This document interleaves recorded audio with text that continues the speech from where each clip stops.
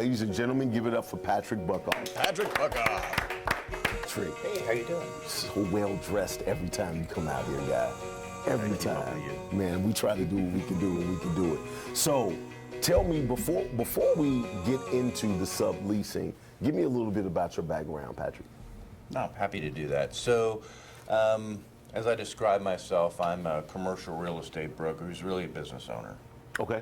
For better part of 15, 20 years, I ran very large supply chains, which included all of our real estate, as well as ran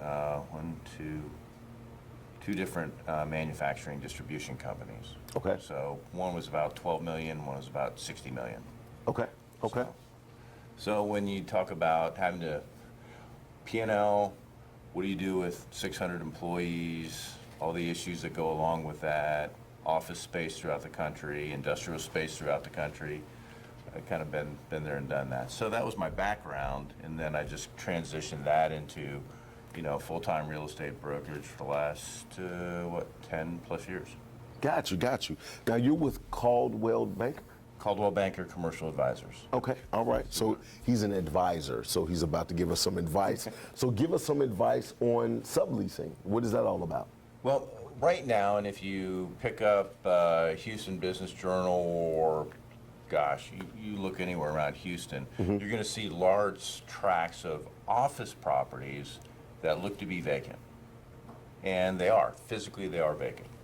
In some cases, economically, they are too, because there's a difference between physical vacancy and economic vacancy. Okay. For example, I may be a large Fortune 500 company, and I may be leasing 80,000 square feet of an office building in downtown. And let's say I'm in the energy business. Okay. So maybe 2 or 3 years ago, I don't know, October 2014, everybody remembers that date. Right. Start crashing. Right. I throttled back my operations, and so 1, 2, maybe 3 floors of people I used to have, I don't have anymore. Now, from a landlord perspective, that would make you very nervous. Yes.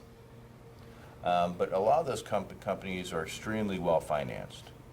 And so while the space may be physically vacant, it's not economically vacant because they are still paying their rent on it.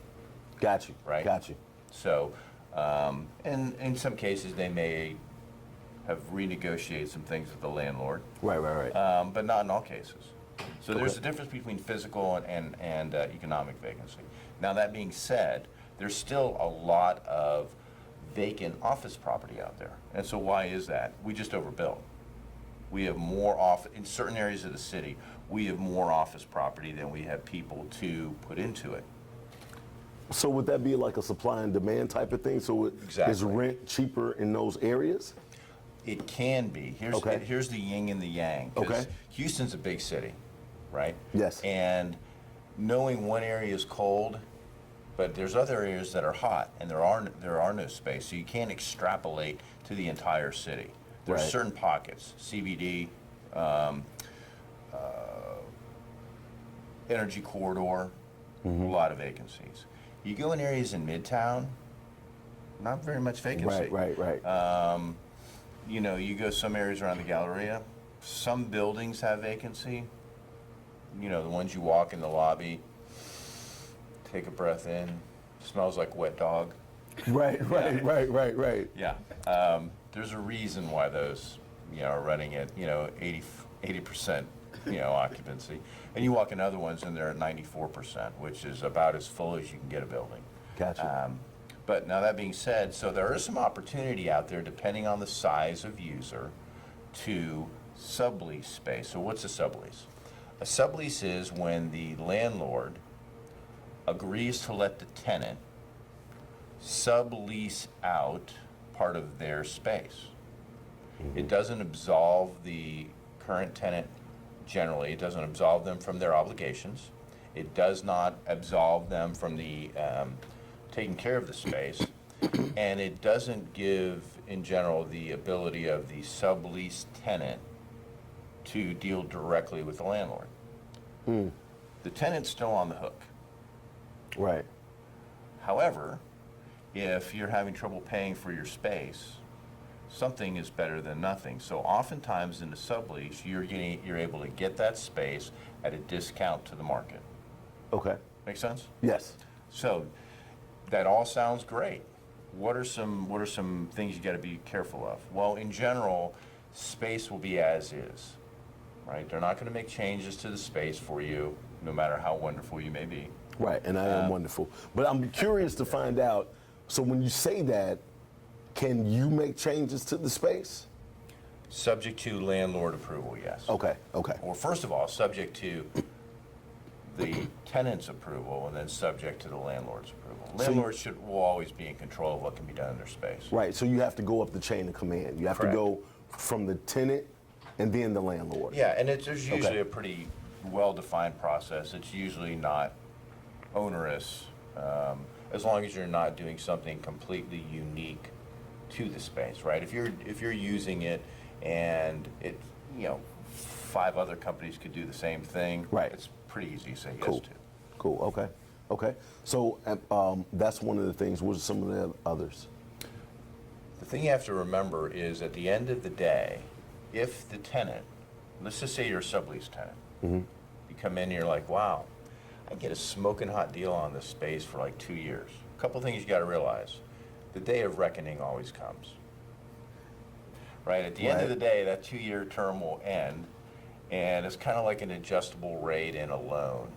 It gets adjusted. And sometimes that can snap your head back. Right. And the easy answer is, well, I can always move. True. But we always tend to, as good as Sue Levine and Packinson are about moving, helping people Yes. move offices. Yes. Shout out to Sue. But it's always a cost. It's always a pain. I've never talked to any business owner who said, no, I really enjoy moving. Right. I've never talked to any human being that says, I really enjoy moving. Business, residential, it doesn't matter. So. Right. So you have to understand that. The second thing you always have to ensure is that you're protected in the event that the tenant defaults on their lease. Okay. Because in most leases, and this is why I need to look at the documents closely, and that's what a lot of people had me do, just so they understand what they're signing up for. Sure. If the tenant defaults, their lease, the landlord can terminate their lease and everything that flows from it, which means you may be out of home. Right. So can you pay as a sublease leasee, can you pay the landlord directly? There oftentimes can be provisions, or we can make provisions for that. Okay. But oftentimes it's not at your sublease rate. Right. You go Gotcha. back to the lease value, but all that's what I specialize in, is negotiating solutions for the landlord and the tenant. Okay. Because at the end of the day, what I do is I provide solutions to owners and users of commercial real estate. Gotcha. Right? If you just think of the old, I think it was a Stephen Covey, diagram where you had 2 intersecting circles. Uh-huh. And one part of the circle, it's by itself. So it's a landlord's interest. On the other circle, you have something that's all by itself, and it's the tenant's interest. And that part where they intersect, where they overlap, Sure. that's where a deal can happen. That's where interests are mutual, and that's where the opportunity to create an agreement that works for both parties exists. And that's what I specialize in finding. Got you. So for everybody who's watching right now and they want to contact you so you can do that, how will they contact you? You can do 2 things. First, you can just call me. I actually answer my phone, and you can reach me at 281-686-9445, or just Google Patrick Buckoff. You'll find me, you'll find my LinkedIn profile, you'll find the website, you'll find all that. Just hit me up and we can get together and talk. That's when you know somebody's really big and they say, just Google me. I'm going to be number 1. I'm sure I'm going to be number 1. Everybody give it up for Patrick Buckoff. Thank you so much. Thank you. All right.